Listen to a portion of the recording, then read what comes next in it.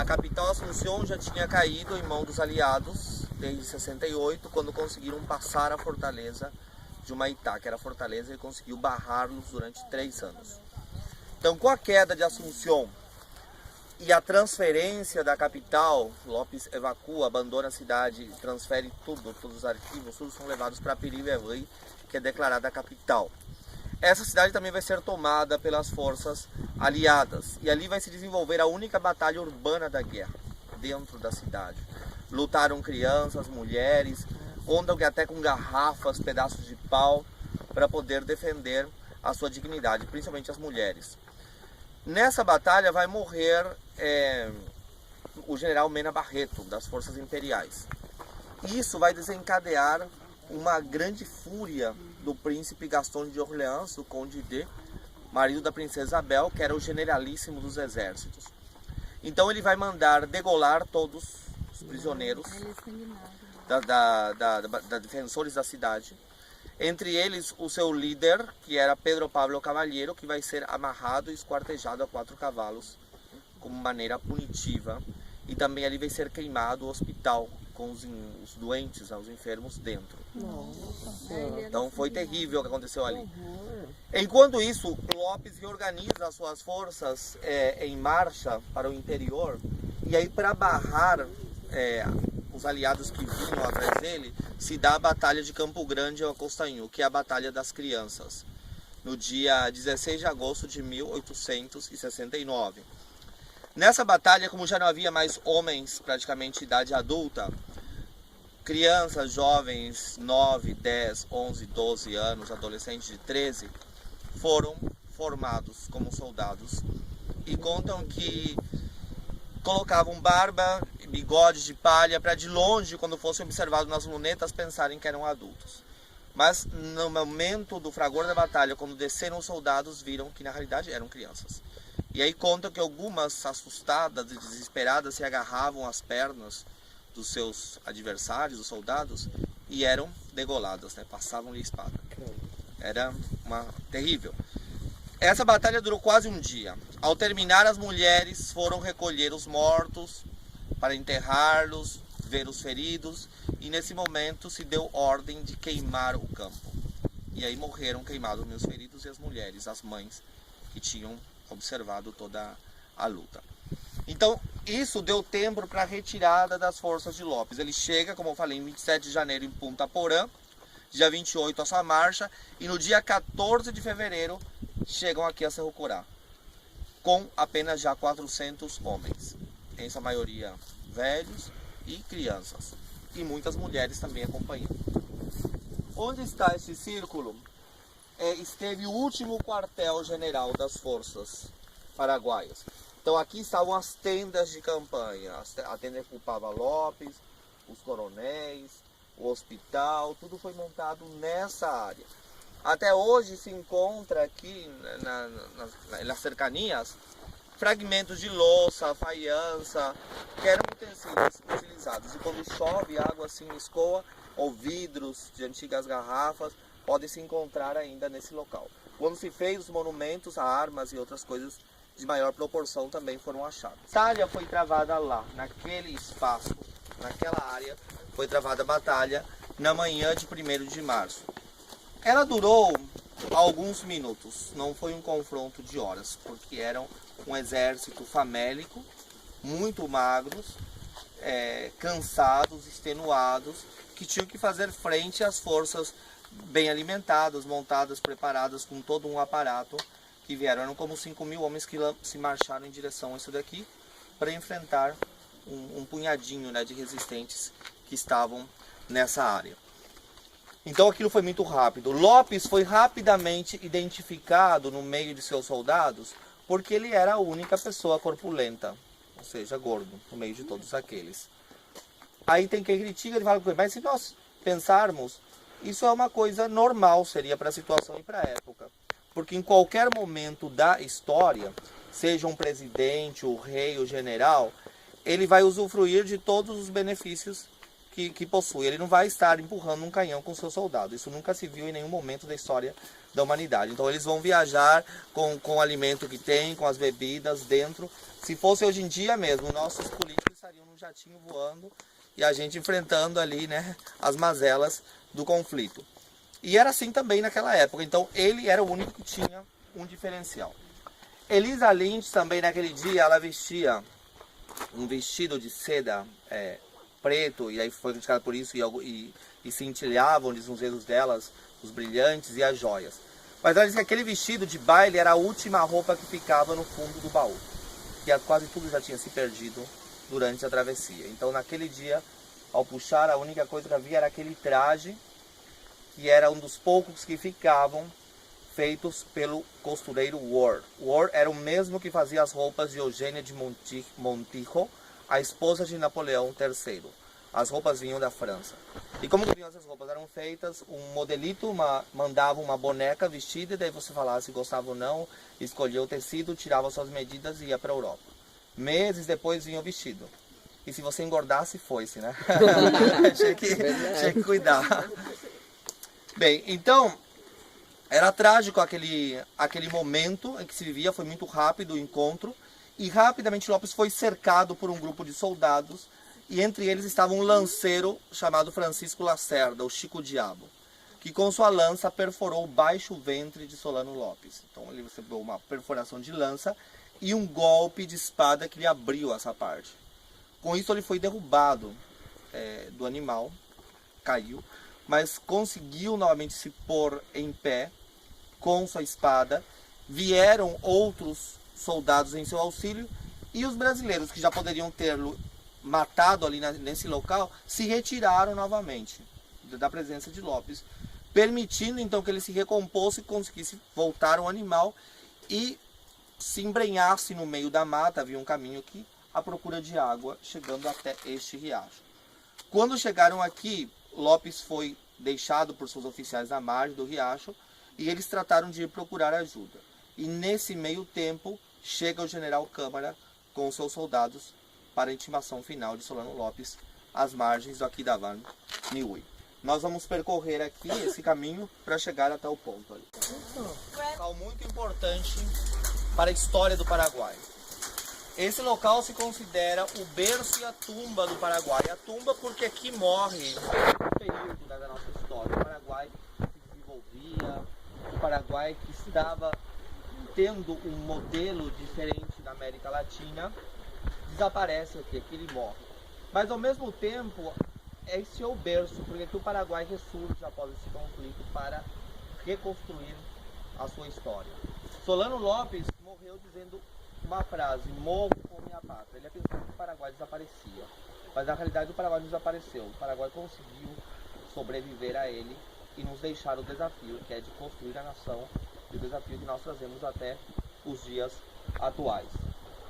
Mortalmente ferido já, ele chega até o Aquidaván Niue. Não havia condições dele sobreviver, principalmente nos meios nos quais nós estamos aqui, no meio do nada. Para a época, imaginem os ferimentos, uma lança, um corte, isso iria gerar uma infecção, uma gangrena que acabaria levando mesmo à sua morte. Mas mesmo assim ele resiste quando as forças do general Câmara chegam até ele aqui e o intimam. Então, com uma espada e resistindo, que era o relato primeiro da descrição de como foi o desfecho do Solano Lopes, o general coloca: mortalmente ferido, resistiu-se e foi morto frente a mim. Depois ele percebe que esse de mortalmente ferido era, e que mesmo assim resistia, era uma coisa que colocava as forças brasileiras numa situação de covardes e exaltava o inimigo.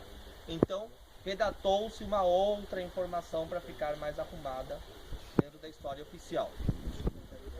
Então Lopes, desafiando ainda o pastor, morro com minha pátria, e tira a sua espada e avança em direção a ele, nesse momento se ouve um som, um disparo, um tiro que vem pelas costas e lhe derruba nas águas do Aquidaván.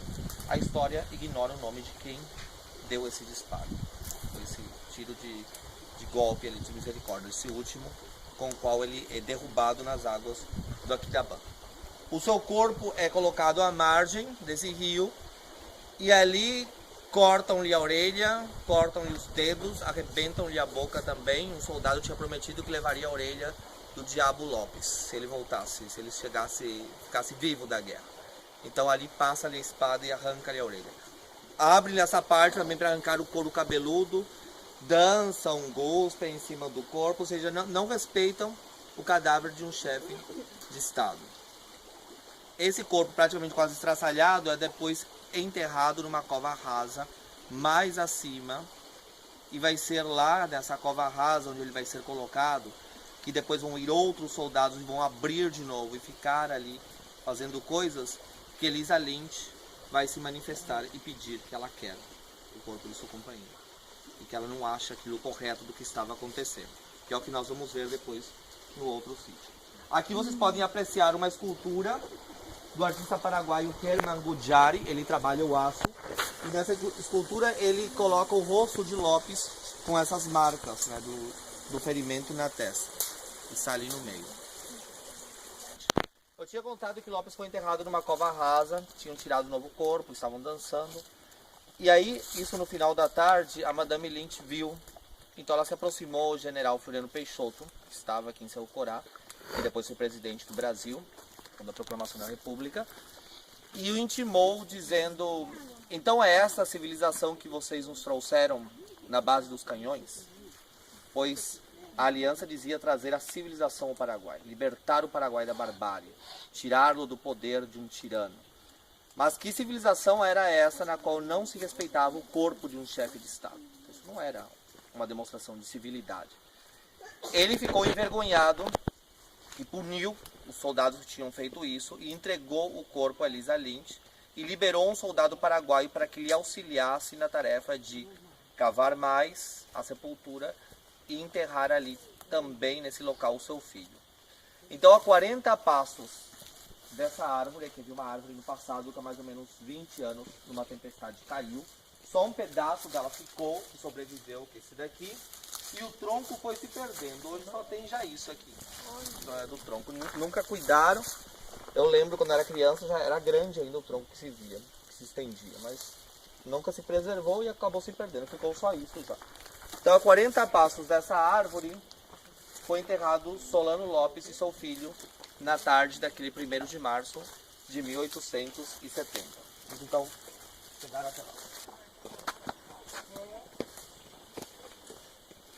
Vencer ou morrer, né? Era o lema que iam gravado nas espadas. E era o lema de guerra do exército paraguaio. Então, vencer ou morrer às margens do Aquidabã, 1º de março de 1870. Então, o ano e o momento do desfecho de Solano Lopes. Aqui ele foi enterrado com seu filho, enterrado pelas próprias mãos de Elisa Lynch. E também aqui neste local chegou a tumba Juanita Pessoa. Juanita Pessoa era uma mulher que teve 3 filhos com Solano Lopes antes dele conhecer a Madame Lynch. Elas eram rivais. Mas um filho dela também morreu aqui em Cerro Corá, dessa Juanita Pessoa. Mas nesse momento se tornaram grandes amigas, nesse momento de dor, e partiram juntas para o exílio. Depois a Paraguaia voltou, mas Elisa Lynch permaneceu na Europa. Como se perguntaram o que aconteceu com ela. De Cerro Corá ela foi levada prisioneira até Concepción, que está já a 100 e poucos quilômetros apenas daqui. Ali colocada em um navio, levada até Assunção, não a permitiram desembarcar. Houve todo um tumulto ali no porto de Assunção. Dali ela seguiu para Buenos Aires, Montevidéu, Rio de Janeiro, Europa. 5 anos depois ela voltou ao Paraguai para reivindicar seus bens, entre eles toda a região sul do atual Mato Grosso do Sul, que era a propriedade dela, que teria comprado do estado paraguaio, que incluía hoje Dourados, Amambá e Carapó, toda essa área. Ela acabou sendo expulsa do Paraguai pelo governo da época em 24 horas, porque esse governo já tinha se apropriado de vários bens e não estava disposto a devolver nada disso, tinham confiscado todos os bens da família Lopes. E aí ela volta à Europa. Em 1885 ela vem a última vez à América do Sul, mas chega só até Buenos Aires e transfere todos os seus bens a seu filho mais velho, Henrique Venâncio Solano Lopes. Ele vai fazer o registro dessas terras do cartório de Corumbá, E a partir desse registro ele vai contratar Rui Barbosa como advogado da família e iniciar uma luta com o governo de Mato Grosso por essas terras. Uma luta judicial que vai se encerrar em 1900, quando as terras foram declaradas devolutas e pertencentes ao Estado. Eles perdem a causa, quando a instância foi passada para Cuiabá. Por quê? Porque eles batem de frente com a poderosa Mate Laranjeira. Eles exigiam que a Companhia Mate se retirasse das terras e indenizasse a família pelos anos que tinha explorado os ervais. Então, é claro, a Mate Laranjeira era o poder total naquela época. E conseguiram reverter a situação. Eles não pediam que as terras já tinham passado o Brasil, não seria voltar ao Paraguai, era apenas reconhecer o direito à propriedade privada dessas terras. Aqui também se deram fatos curiosos, né? Entre eles o das irmãs de Lopes, que negaram o irmão, cuspiram e passaram para o lado dos brasileiros, com a esperança de reaver seus bens. A família Lopes era uma família muito ambiciosa, que virou a casaca a parte dela durante a guerra, em correspondências secretas com o Duque de Caxias. Isso foi descoberto, foram presos, o irmão de Solon Lopes foi até fuzilado por traição durante a guerra. Uma da irmã de Lopes fica grávida do general Câmara em Cerro Corá, Inocência. E Rafaela casa depois com o brasileiro Azevedo Pedra.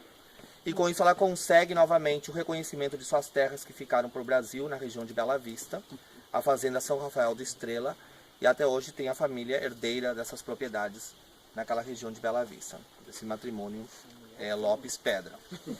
Então o dinheiro falou mais alto ali. Então tem um historiador paraguaio chamado Arthur Obray que diz que muito mais honra houve de parte de uma união ilícita, de uma mulher que era caluniada e considerada adúltera, do que aqueles que lhes unia pelo seu próprio laço de sangue, ou quer dizer, de sua própria família. Então Elisaline se manteve com mais postura.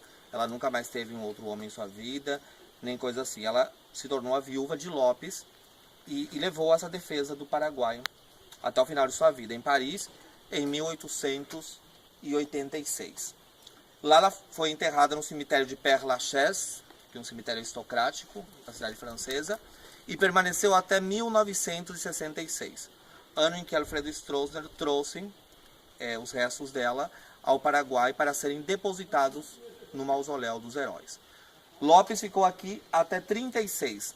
Nesse ano ele foi considerado novamente herói nacional, porque após a guerra os vencedores escreveram a nossa história. Então Lopes foi colocado como inimigo do gênero humano, desnaturalizado, excomulgado pela igreja. Então ele morreu sem religião, sem pátria e como um criminal. Porque os que tinham dominado o Paraguai assim impuseram. Em 36 se cristaliza uma campanha que já tinha começado desde 1900 e que foi ganhando força em 1911, de reescrever a história do Paraguai de uma outra forma, dar voz aos protagonistas da guerra, voltar a ter orgulho. Porque quando uma nação perde, para ser dominada, o primeiro é você tirar o orgulho dela, né? Quebrar-lhe a história, a sua identidade, pois assim se consegue impor. O Guarani foi proibido nas escolas também, por considerado uma língua bárbara. O sistema educativo foi importado de Buenos Aires, então todo o currículo deveria basear-se nos ensinos da Argentina. A nossa própria data de independência pretendiam tirar que não seja 14 de maio, mas sim a data de independência da Argentina, pois haviam partidários que o Paraguai fosse anexado. Então foi todo um período muito conflitivo. Em 36 ele é reconhecido herói nacional e uma comissão vem à procura de seus restos.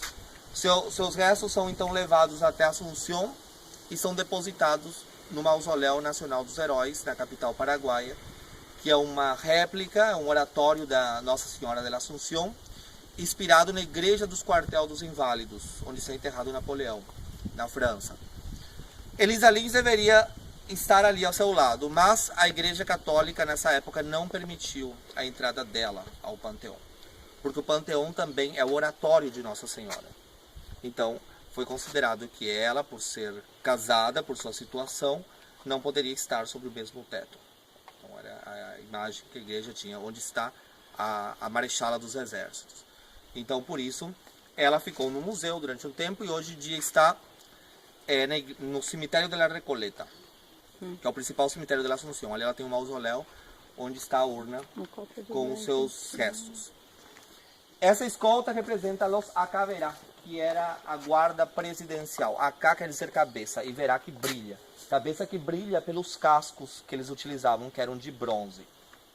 A cruz, ela é vazada porque ela é uma homenagem a Lopes e a seu filho, que estavam enterrados aqui, e também a todos os mortos na Batalha de Cerro Corá e durante essa guerra, os mortos de todos os exércitos, tanto argentinos, paraguaios, brasileiros e uruguaios. E a água representa a vida, né, que flui no seu ciclo eterno e que ao mesmo tempo é a história que nos procura trazer um ensinamento. E nesse caso, em meio a tanta dor, tanta tragédia, nos ensinar que o melhor caminho é a paz, né, a diplomacia. E sobre isso se constrói a nossa nova sociedade e é o que nós pretendemos levar, né? Essa união entre paraguaios, brasileiros, argentinos, uruguaios e construir uma América Latina melhor para todos nós. 1970. Era o governo do general Alfredo Stroessner, o ditador do Paraguai. Então, geralmente, nesses períodos, nos governos militares, eles procuram muito essa associação, ou legitimar os seus governos fortes em figuras e modelos do passado.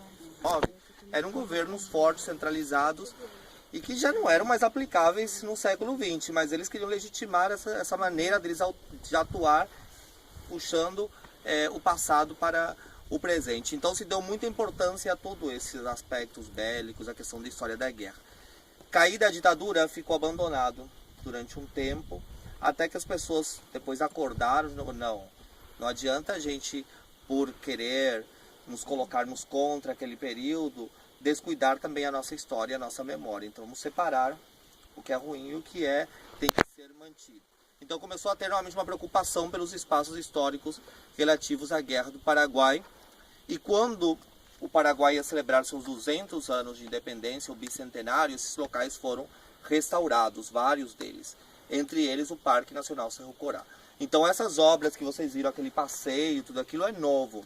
Aquilo é obra de 2011 pelo bicentenário.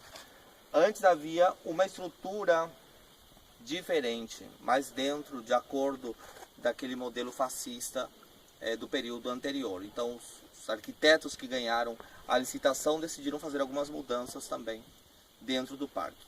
Alguns gostaram, outros criticaram. Esse monumento foi mantido. Esse daqui celebra então o centenário do final da guerra. A elevação é o povo paraguaio que se uniu, porque foi uma guerra total, que uniu tanto a sociedade civil como militar. Lutaram aqui os clérigos, lutaram as mulheres, as crianças, os idosos. Então toda a nação se uniu em um só corpo.